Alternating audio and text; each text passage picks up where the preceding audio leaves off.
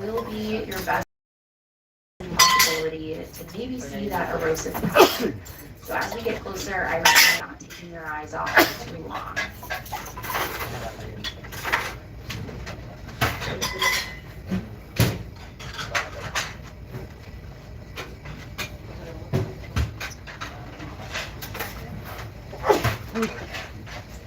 Harap po kayo ng tapat.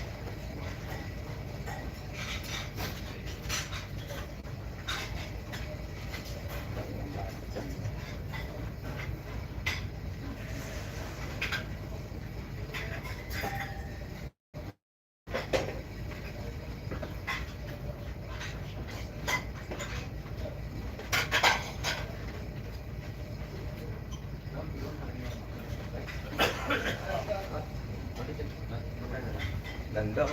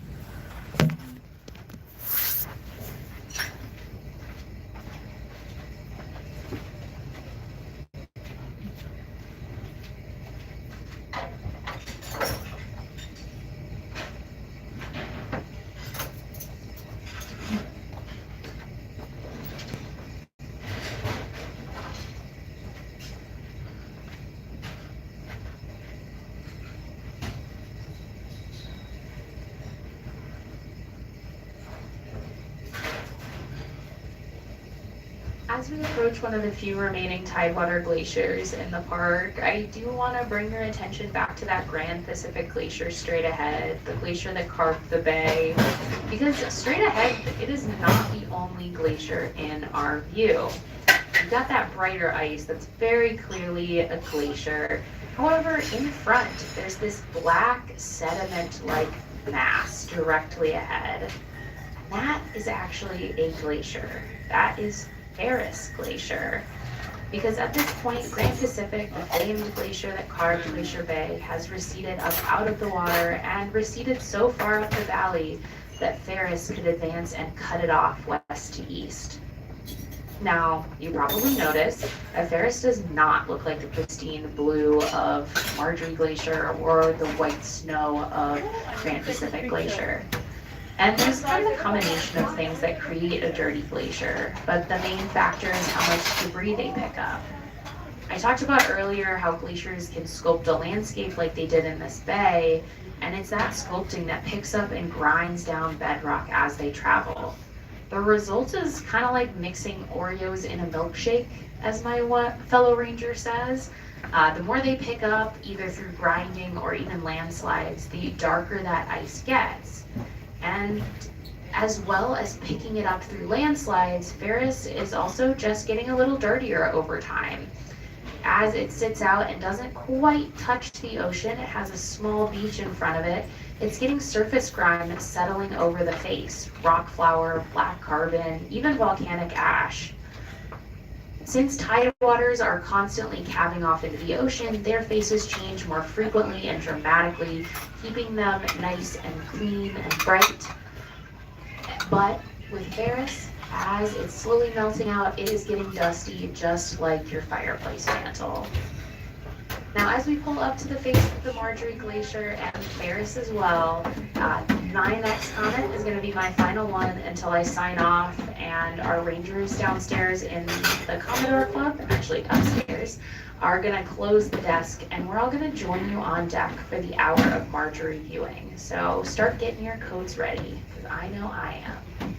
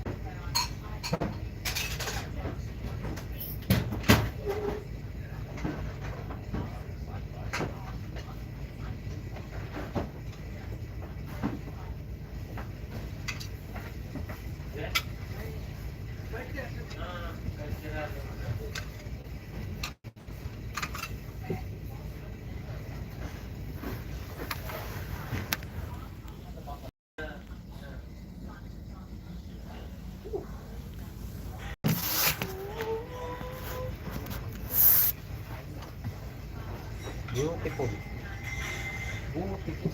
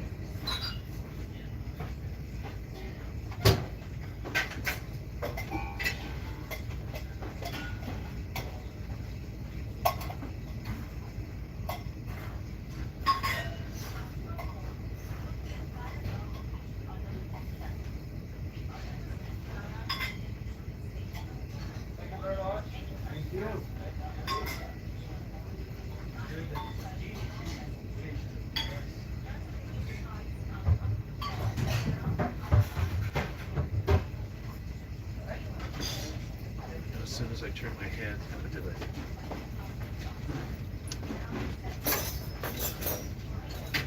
Thank you.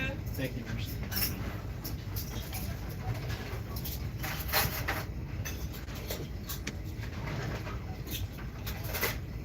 Saw that one little chunk while I was in.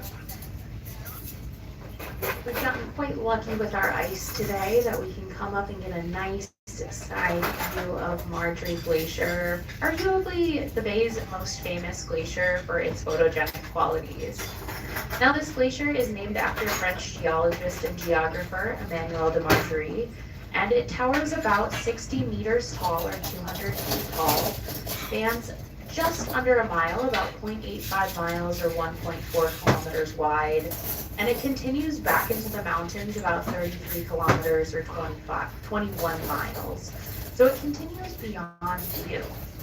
Now, scale is pretty difficult to comprehend on these ships, so I hope the numbers give a little bit of reference as to just how immense this wall of ice truly is.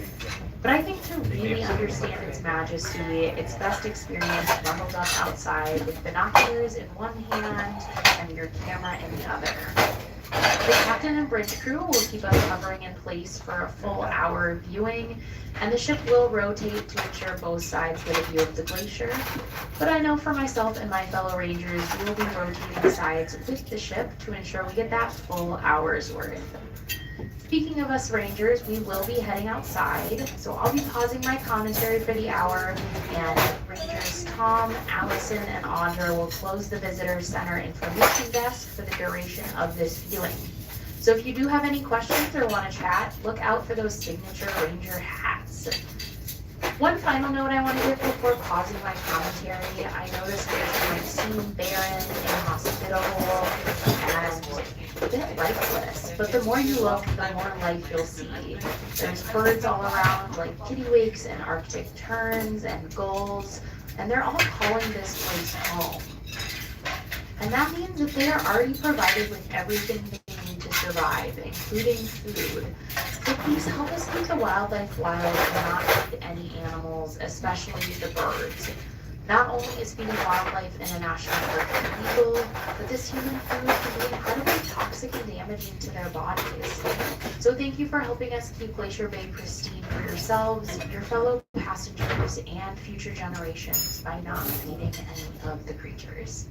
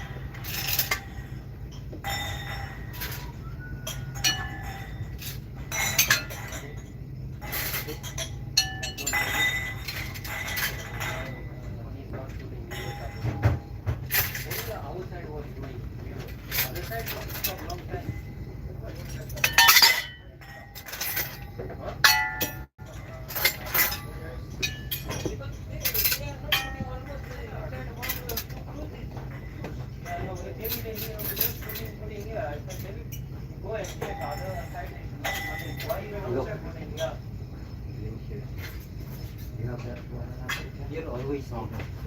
Yeah, no, now he removed 11:30. Yeah, he removed 11:32. Yeah, because other side not going. Why? Because they stop. He said, Mirza said almost 1 month.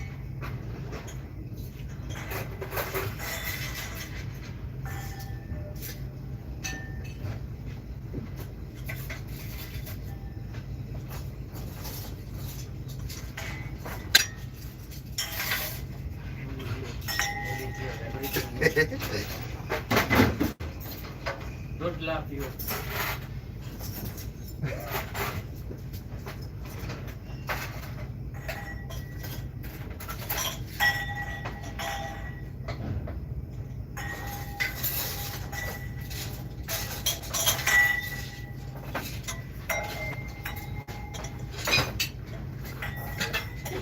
The thing on my guess they have two main courses.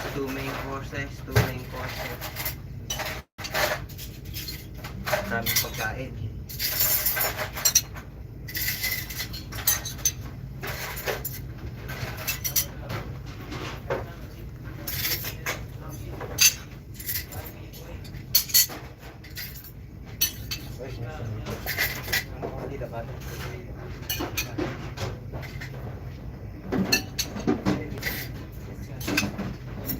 I don't know why food things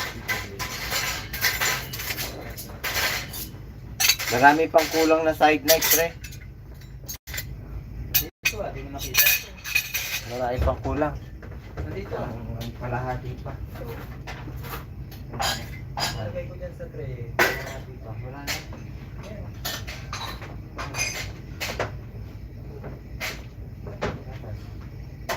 Palahati pa kulang.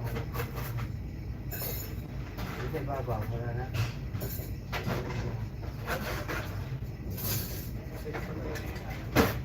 Palahati pa lang natin.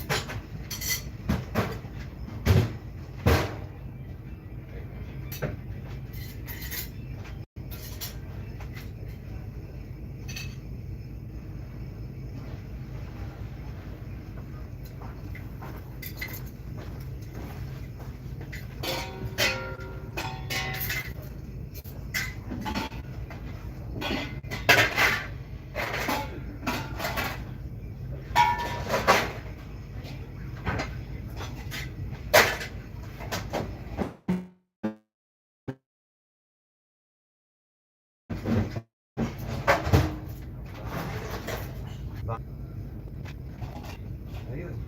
Dito rin.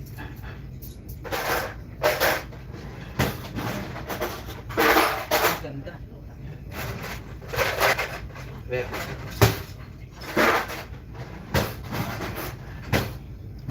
Wow, Glacier, so beautiful, amazing.